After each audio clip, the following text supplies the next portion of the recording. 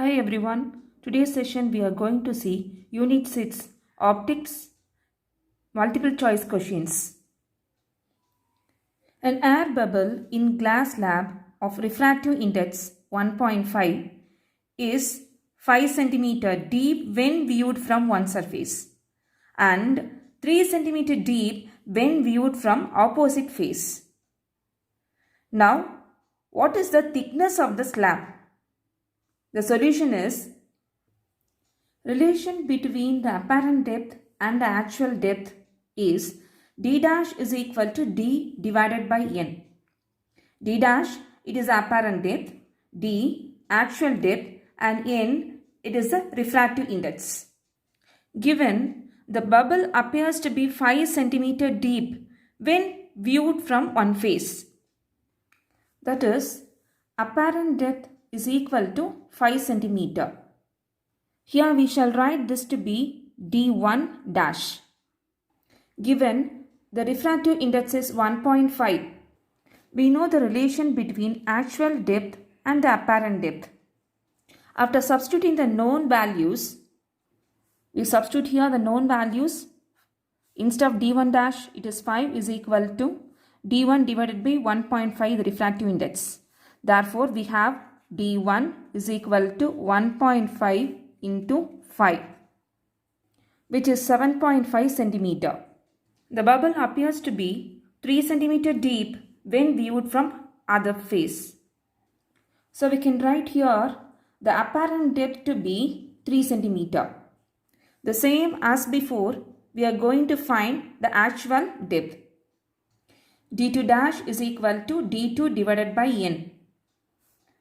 3 is equal to d2 divided by 1.5 we have. Therefore, d2 is equal to 1.5 into 3, which is equal to 4.5 centimeter. Thus, we have found the actual depth d1 and the actual depth d2. Thus, the thickness of the slab is given by the sum of the actual depths of the air bubble from the both sides. That is equal to d1 plus d2, which is equal to 12 centimeter. Option C is correct one. It is the thickness of slab is 12 centimeter.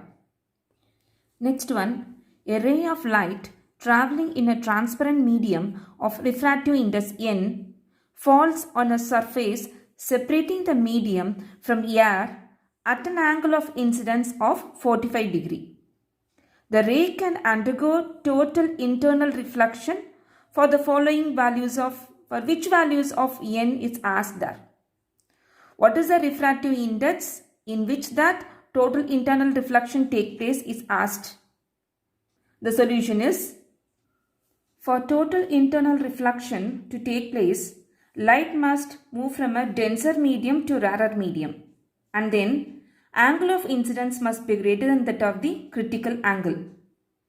We know the critical angle is equal to sine inverse of 1 by n. For total internal reflection to take place, we have I greater than IC, that is a critical angle. Therefore, we can write, so I greater than sine inverse of 1 by n. I bring this sine this side, so sine I greater than 1 by n. Here in the question, we need to find at what value of n the total internal reflection take place. So I need to find what is the value of n. N greater than 1 by sine I. Given I value to be 45 degree. Therefore, so n greater than 1 by sine 45 degree value we put here. I take this root 2 to the numerator. So n should be greater than this root 2. What is root 2? Its value is 1.414. So the value of n must be greater than 1.414 means among the options we have option D to be the correct one. It is 1.5. So 1.5 greater than 1.414. So this option D is the correct one. Next one, a plain glass is placed over a various colored letters. The letter which appears to be raised more is asked. Appears, it's there, no? That is the apparent depth we have to see there. That is, it seems to be. The solution is, refractive index of a particular color is the reciprocal of its wavelength. So we have Vibgyor color here. Here this is having the shorter wavelength and red color is having the longer wavelength. So this is reciprocal of, the refractive index is reciprocal of its wavelength. Therefore, more the wavelength, lesser will be the refractive index. For red color, the refractive index is minimum. So it will have a maximum apparent depth. So refractive index minimum, this apparent depth is maximum. And hence it appears least raised.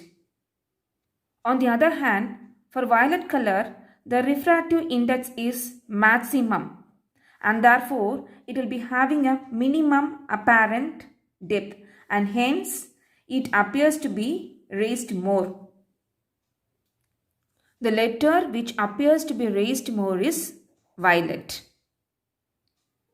Option D is the correct one. Next question. 2 point white dots are 1 millimeter apart on a black paper. They are viewed by eye of pupil diameter 3 millimeter approximately.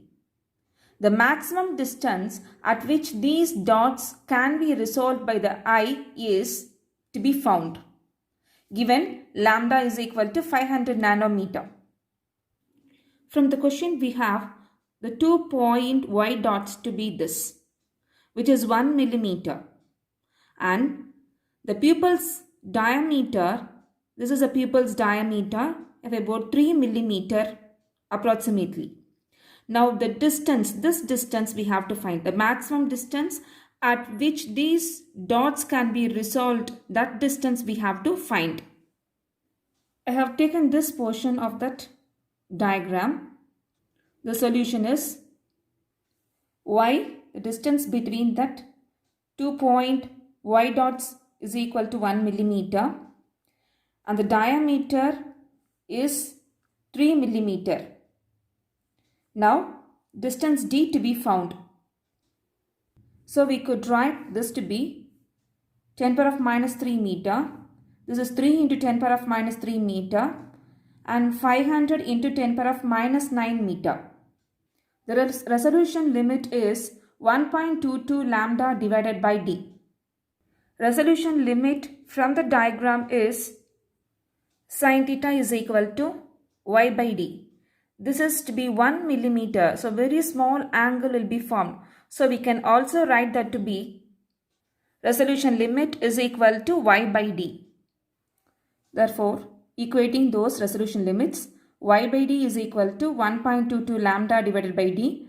From that we could find d, which is equal to yd divided by 1.22 lambda. After substituting the values, we get the value of d is equal to 0.00491 into 10 power of 3, which is equal to d is equal to 4.91 meter. The maximum distance at which these dots can be resolved by the eye is approximately equal to 5 meter. Thus, the maximum distance at which these dots can be resolved by the eye is 5 meter. Option B is correct one. Thank you.